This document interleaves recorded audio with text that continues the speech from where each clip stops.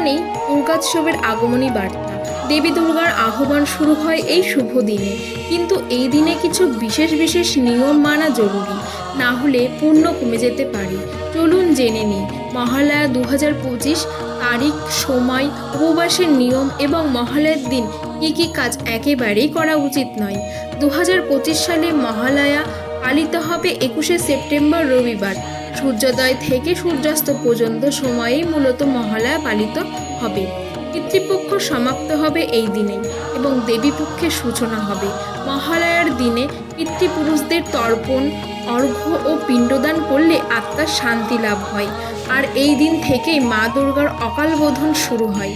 মহালয়ার দিনে যে কাজগুলি করা একেবারেই উচিত নয়। এই দিনে মাংস, মদ, রসুন, পেঁয়াজ খাওয়া নিষিদ্ধ। বিবাদ বা ঝগড়া করা উচিত নয়, এতে নেতিবাচক শক্তি প্রবল হয়।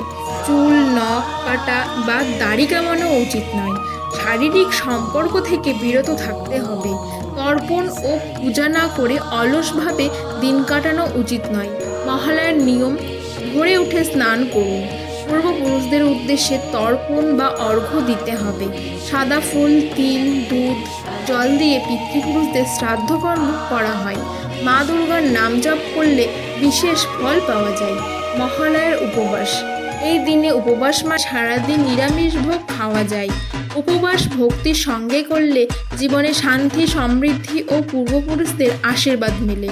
মহালয়া শুধু উৎসবের সূচনা নয়, এটা আমাদের পূর্বপুরুষের প্রতি কৃতজ্ঞতার দিন। সঠিক নিয়ম মেনে চললে মহালয়া আমাদের জীবনে শুভ শক্তি নিয়ে আসে। আপনারা মহালয়ার দিন কোন নিয়ম পালন করবেন কমেন্টে জানাতে ভুলবেন না। জয় মা দুর্গা। সুস্থ থাকবেন, ভালো থাকবেন। ধন্যবাদ।